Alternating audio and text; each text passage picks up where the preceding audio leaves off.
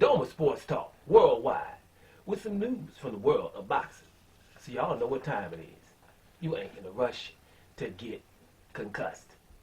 Now, told you I might come up with my pound for pound top 10 fighters as of right now, right? Now, everybody should be doing that. You shouldn't be looking at anybody else's pound for pound. Do your own. You know what I'm saying? Do your own. If you're into boxing, you start to know what's going on. You start to know what's going on with this and that. You got more information, more background information.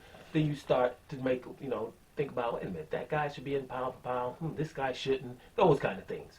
And seeing as though, I got a little channel, 5 subscribers, we're going to do pound for pound. Now, in my pound for pound, there's going to be certain things, criteria, right? For example, doping. If you've been doped twice, right, then you wouldn't be in the top 10 pound for pound. Now, you could be in the top 100, but not the top 10 because doping twice means you're really doped. If you doped once, then you could possibly be in there, right? Because we don't understand that, these guys, the stuff changes. You're probably taking some kind of supplements and then all of a sudden they're on the list. Things like that can happen. But if it happens twice, then you ain't getting 90 pound for pound, right? Things like background information. This is when you know who wants to fight who and stuff like that. You start to know that when you watch that. When you watch boxing and certain people can't get fights and certain can, those kind of things. Those are in my criteria. If you're undisputed, it's probably the most important thing to me in boxing. So definitely, if you're undisputed, that's in there. It's in the criteria. Your resume, for sure, right? But resume also with separation, right? You can have a resume where you stood in the ring with a lot of people but lost. That's it counts, but not really. Did you fight somebody? Was there some separation there? Stuff like that. Things like ring generalship and stuff, not really for me. Because ring generalship, I see you can use it for this fighter. You can call ring generalship for this fighter, and for the other fighter, it's the same style. It could be called running. So the ring generalship, I don't really, care. If you won or you lost, don't matter what you did in the ring, right? Did you win the damn fight or not? So those are the kind of things. So we'll start at number 10. Number 10 pound for pound for me right now is lightweight Devin Haney. Devin Haney is the WBC champion, right? Devin Haney's 25-0 with 15 KOs. He's in my list because of the simple fact that he's being avoided by super fighters. That's why. I couldn't put, your boy Teofimo Lopez has beat Lomachenko, who was supposed to be number 1 pound for pound at the time, and he can have an undisputed fight with Devin Haney. Won't do it. There's a reason why. Then you have Devin Haney's mandatory, and Ryan Garcia, who refuses to fight him. A mandatory. That's huge, guys. It's a reason. Then you have the number 1 pound for pound in Lomachenko, who was supposed to fight him because Devin Haney was his mandatory, right? And he asked for this new belt called franchise belt. So you have the number 1 pound for pound, you have a guy who beat the number 1 pound for pound, and you have your mandatory, right? You could ask, who have you fought to Devin Haney? Which probably most of the people will do, right? That are just, being ridiculous. But my point is, a fighter who's being ignored by a number 1 pound for pound, a guy who beats the number 1 pound for pound and can fight him for undisputed, imagine, and his mandatory. There's a reason. And then you watch Devin Haney fight, and there's separation in his fights. There's always separation. Even with Gamboa's last fight, there was separation. More separation to Gervonta Davis. So we can move on. Number 9 is Naotonui Inoue. When you're in the WBSS tournament, I love you for that. Because you got in a tournament where the top fighters in your division were there.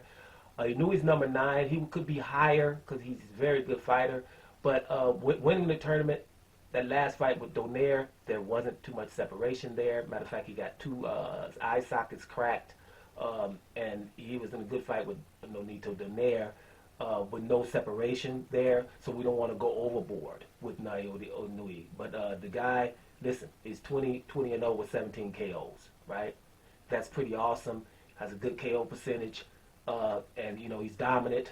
There's separation in his other fights, not Donaire, so he's going to get number 9 for me. Number 8, it's got to be Errol Spence Jr., baby. 27-0 with 21 KOs. I think you can go without nobody saying nothing to you, saying that's the best welterweight in the world. That's a glamour division. I think he's the best welterweight in the world. I think the thing, though, is he's number 8 because he's the best welter, right? But so far, you know, there's no separation in the Porter fight. I think the best win for Errol Spence has to be Danny Garcia because there's separation. Mikey Garcia was coming up 2 weight divisions. It was still a good win, but, you know, you're supposed to beat Mikey Garcia. You know, he beat Kell Brook. Kell Brook coming off that loss to your boy Gennady Golovkin when he went up 2 weight divisions. So I think his best win is Danny Garcia. I think there wasn't any separation between him and Porter, which means, you know, you're not heads and shoulders above everyone else in the welterweight division. And he's number 8 because I haven't seen him in a fight where he's the smaller guy breaking down a bigger guy. Not yet. Errol Spence we all know he's going to possibly do those things, but he hasn't yet. So I don't want to go overboard and put him higher. He's number 8 on my list.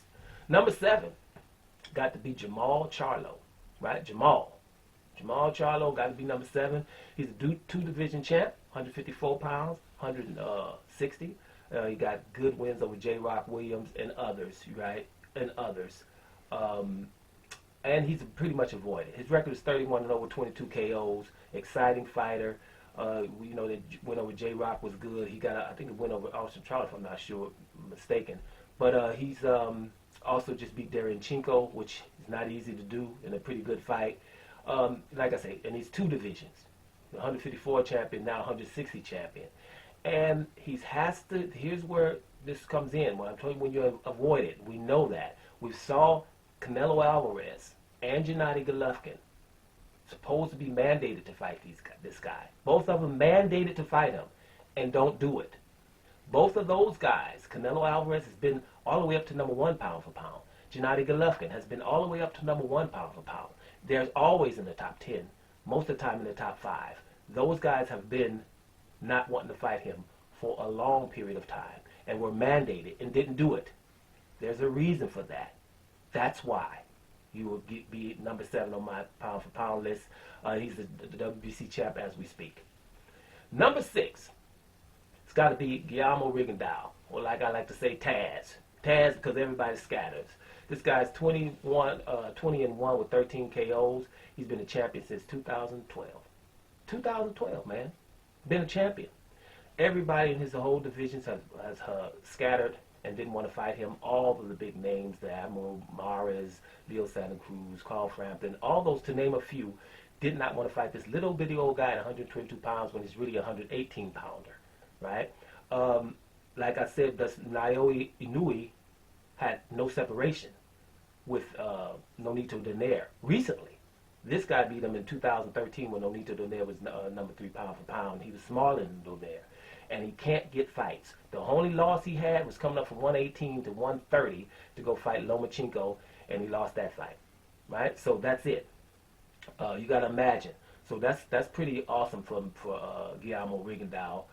He still can't get fights today. We can't get my man in the ring. So I'm going to go with him at number 5. Number 6 pound for pound. Guillermo Rigondeaux is number 6 pound for pound. I know he could have more fights, whatever, but he just can't seem to get them. So that's number 10 through number 6 pound for pound. Let's go through them again. Devin Haney, number 10. Naotonui, what is he? Number 9. Errol Spence, number 8. Jermall Charlo, number 7. And Guillermo Rigondeaux, number 6. Right, we're going to have some honorable mentions coming, but those are from 10 to 6. We'll continue this, the top 5, in a different video. We just want to do them 5 at a time, right? From 10 to 6, we'll go to the top 5 in another video. That's it. Doma Sports Talk Worldwide. And I'm up out of here, y'all.